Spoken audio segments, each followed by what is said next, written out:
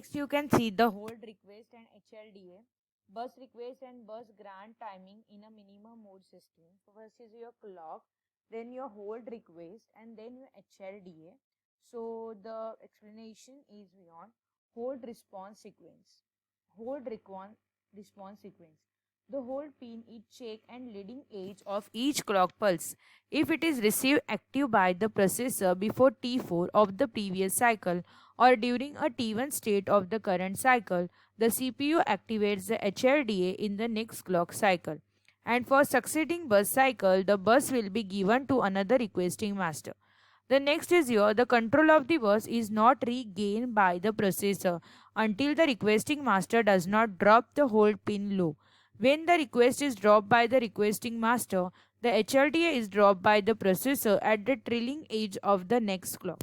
अब होल्ड और H L D ए मतलब हम लोग को अगर नेक्स्ट रिक्वेस्ट एग्जीक्यूट नहीं करना है और अगर हम लोग का नेक्स्ट रिक्वेस्ट ख़त्म हो गया है तो हमारा करंट तो वी कैन होल्ड जब तक नेक्स्ट नहीं आता। तो एच एल डी ए मतलब हमें रिक्वेस्ट भेजना है कि हमें नेक्स्ट इंस्ट्रक्शन भेजना है, तो अब हम रिक्वेस्ट भेज रहे हैं, तो that purpose we are using the H L D A.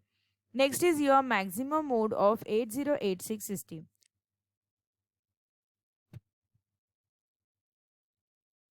In the maximum mode of 8086 system, we can see that this is the diagram for the maximum mode of 8086 system.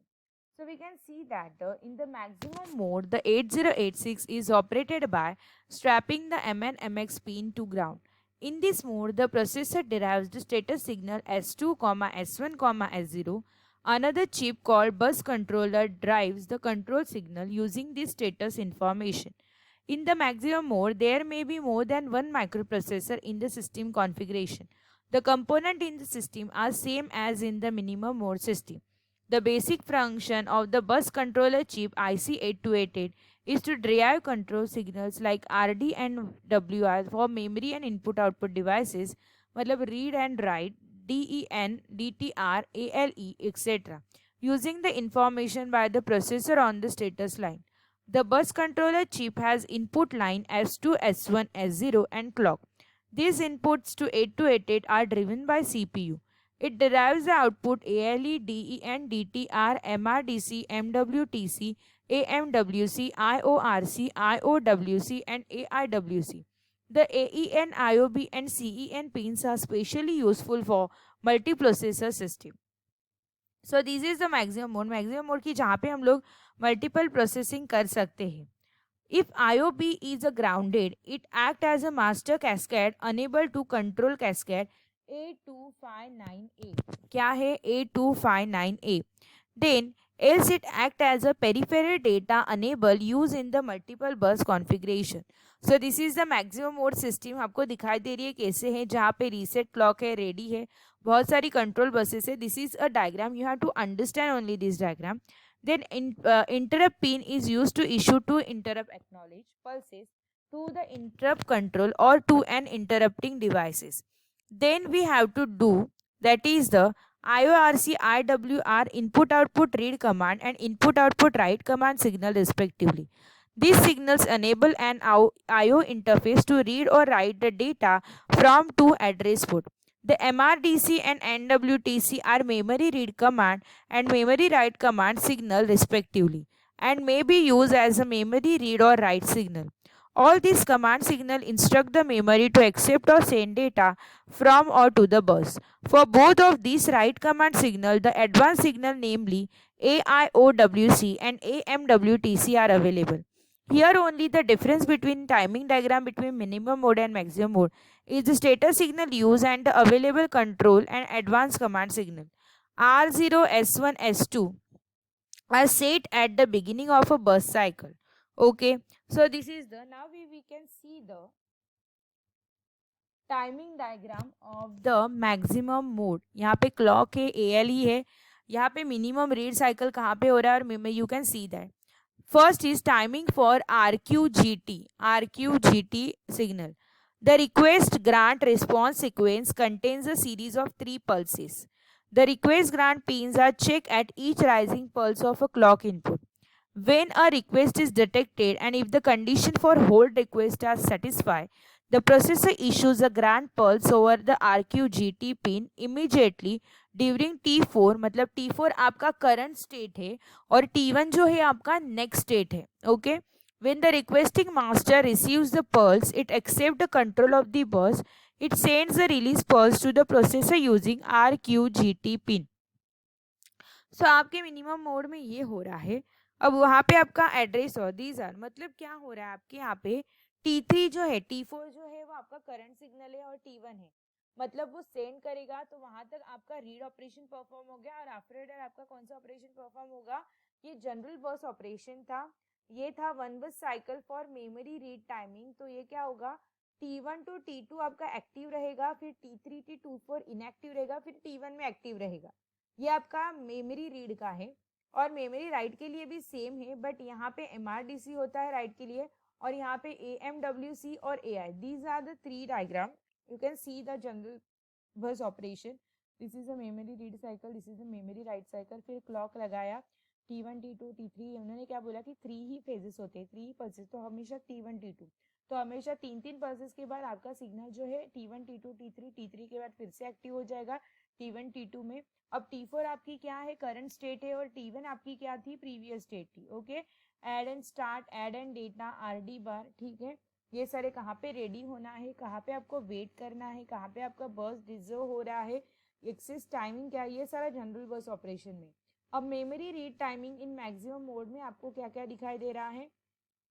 देखो, S2 S0 आपका कब active है? जब आपका T1 to T2 active है, फिर आपका फिर से इनएक्टिव हो रहा है, फिर आपका एक्टिव हो रहा है T1 में. Okay.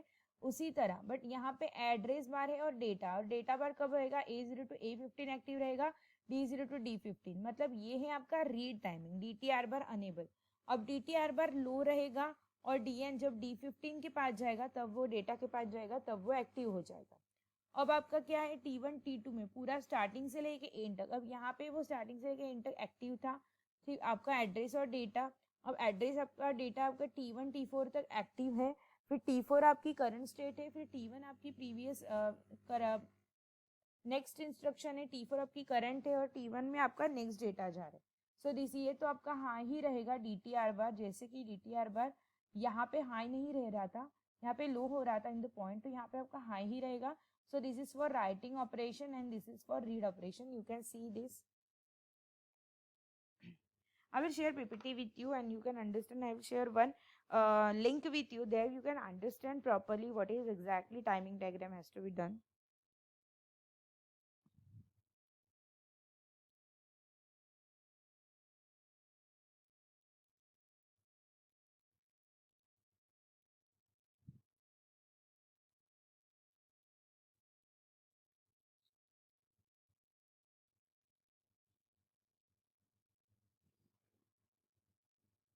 Next is your architecture of 8086. Now the architecture of 8086. The 8086 microprocessor is an enhanced version of 8085 microprocessor that was designed by Intel 1976. It is a 16-bit microprocessor having a 20 address lines and 16 data lines that provided up to 1 MB storage. It consists of powerful instruction set which provides the operations like multiplication and division easily.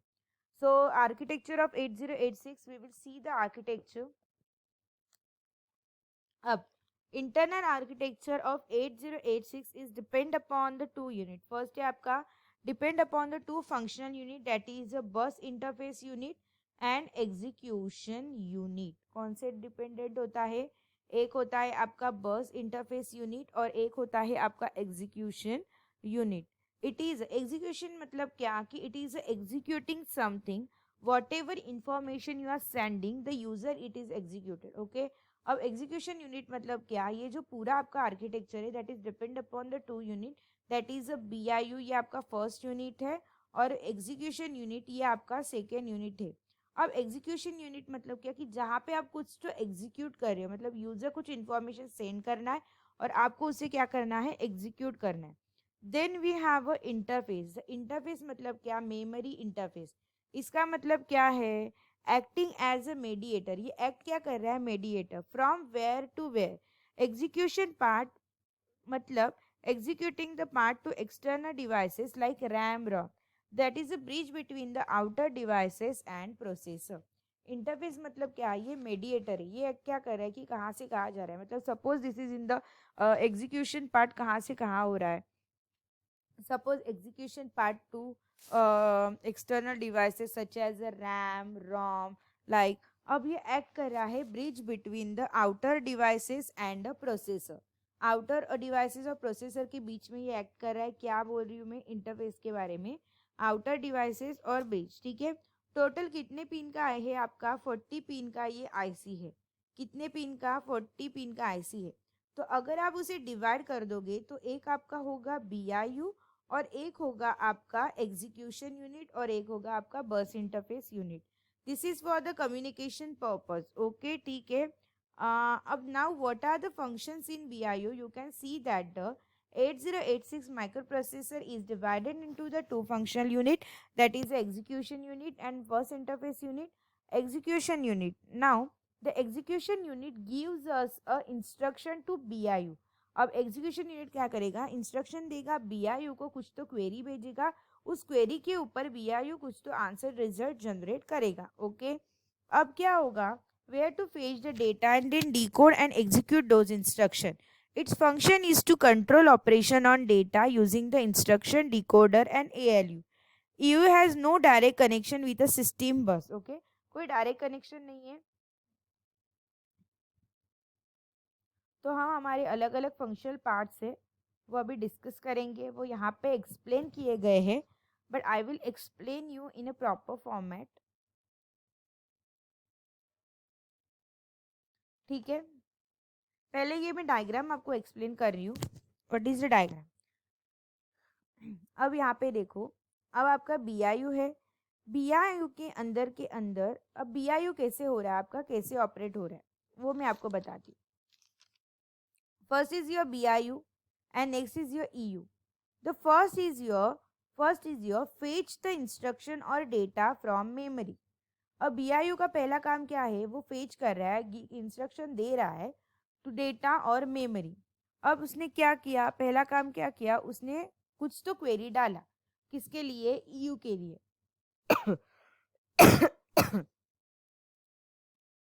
I will explain you, this is in a next video.